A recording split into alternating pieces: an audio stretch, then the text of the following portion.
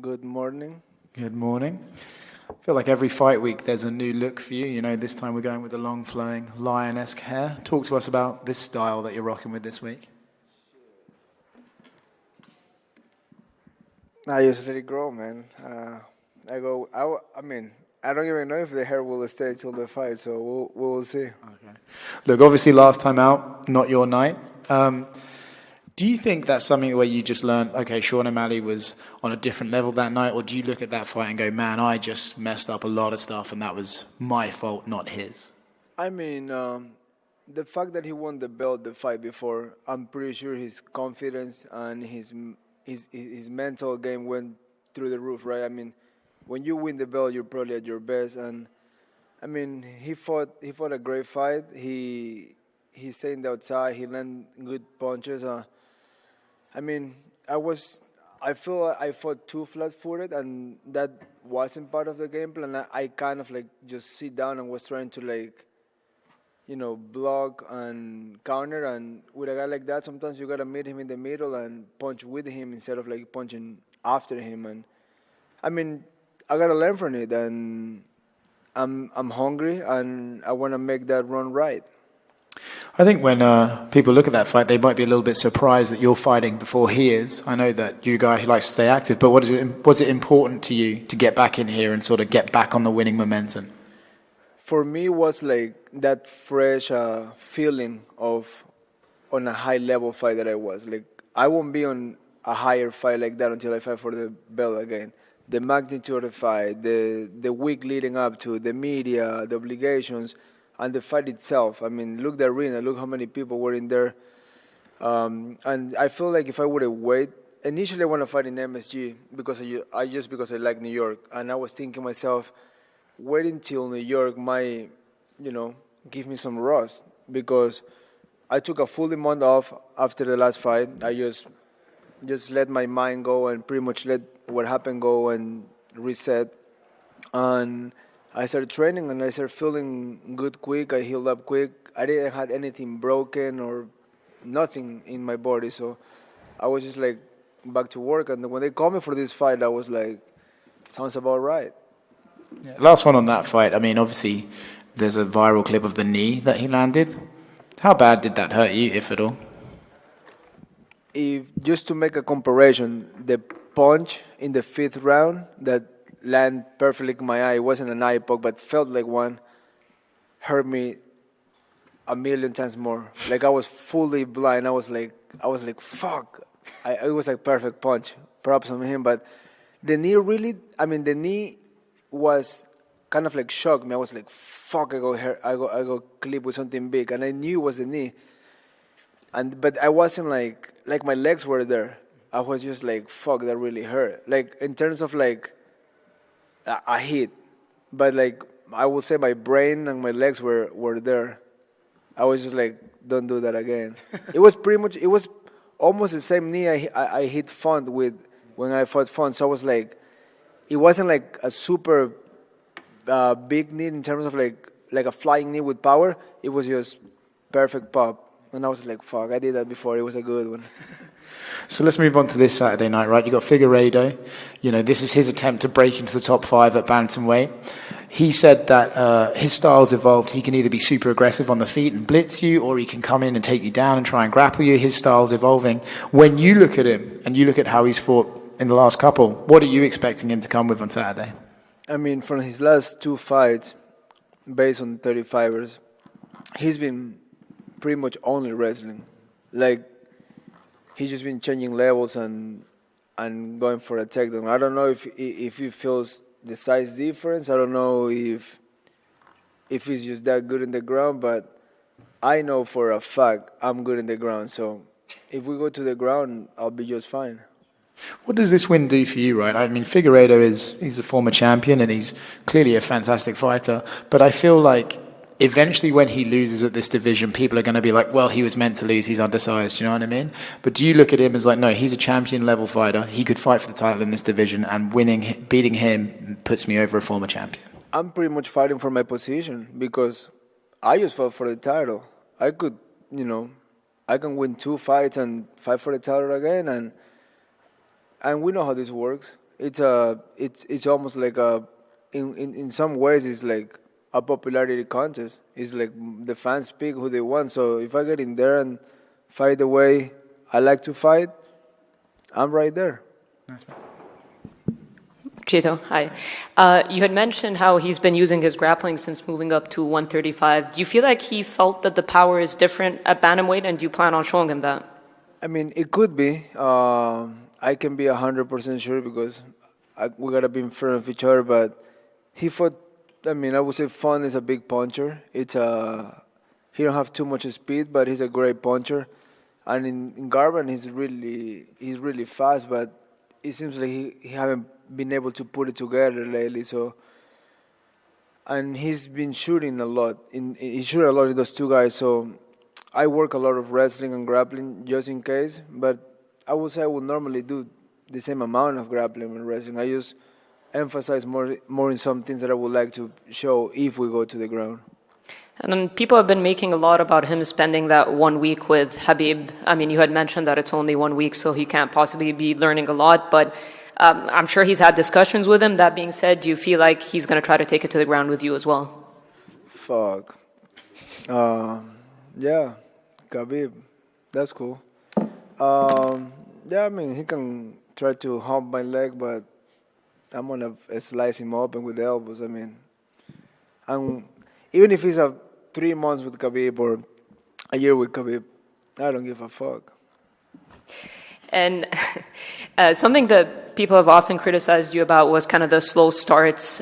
This is a 3-round fight, not a 5-round fight. So what do you think you have to do? I mean, Figueiredo's usually aggressive, whether it's with his grappling or striking. What do you feel like you have to do in this fight? The thing that, I mean, I would take that blame on me because, every time we're warming up in the locker room, I just don't like to warm up.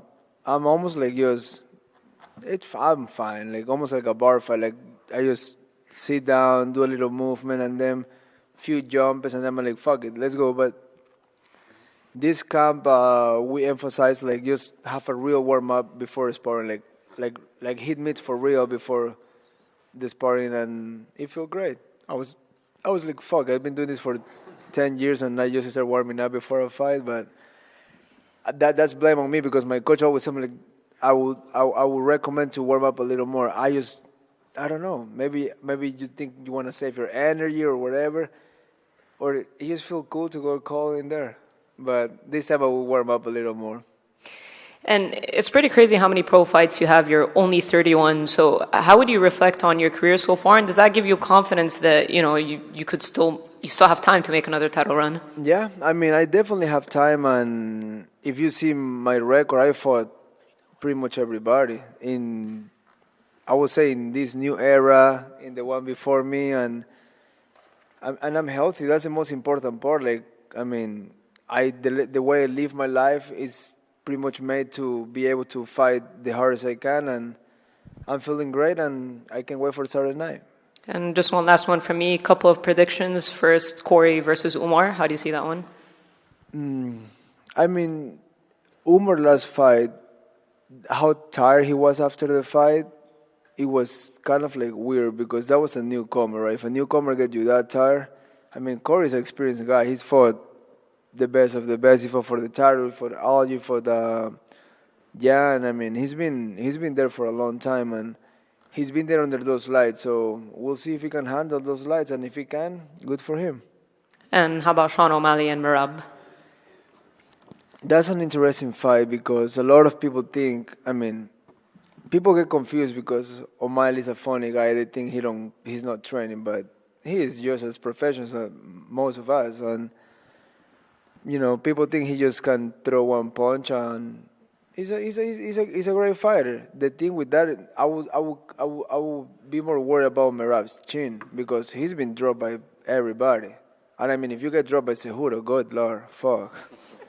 That's a fucking 4-foot motherfucker right there. So, I mean, if he catch him early, the fight can be over.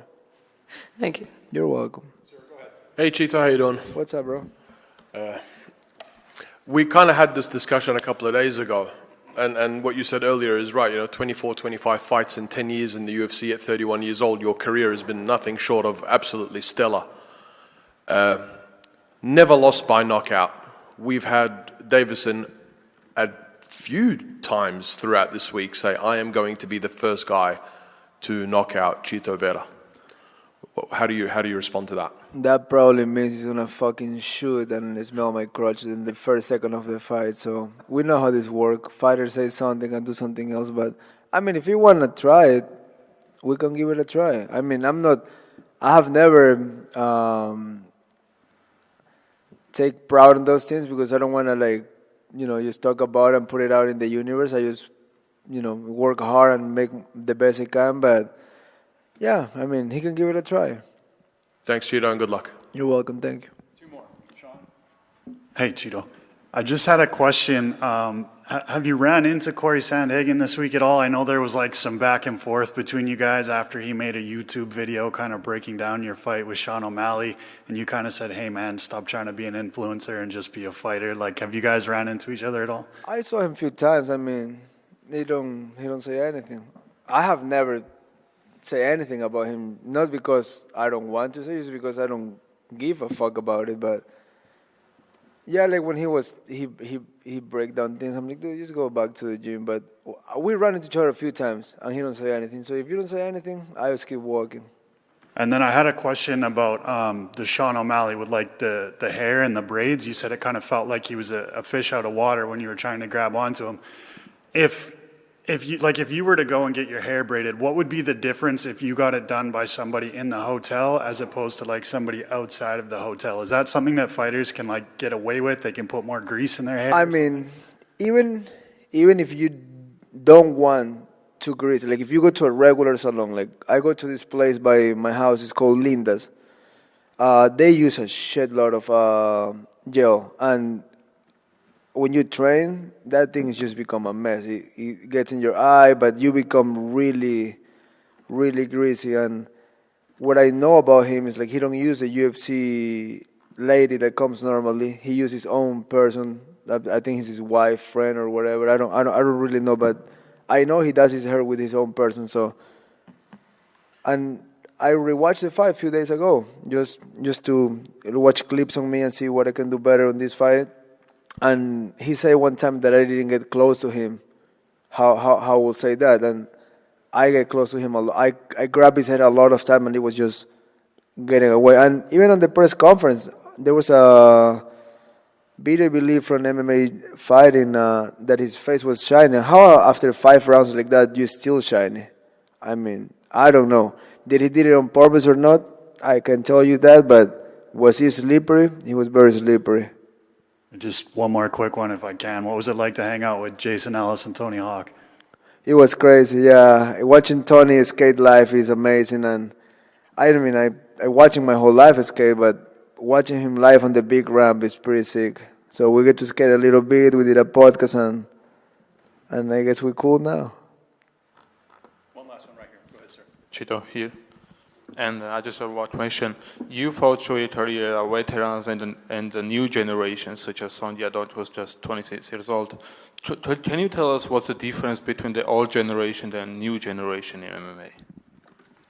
I feel like back in the day, it was more like, I would say more specialists or more guys that, came from boxing or from grappling, and they stick to that. Now you got kids that start training at 8 years old, and they just go morning jiu-jitsu, evening grappling, the next day boxing, then they do it all. So they're almost like they just come like, with a new sim in the brain, like they just know everything. And then the sport gets started evolving. Like where I grapple back home is like there's 15-year-old kids that just tool me around, and I'm like, how that's possible? And they've been training since they're 3.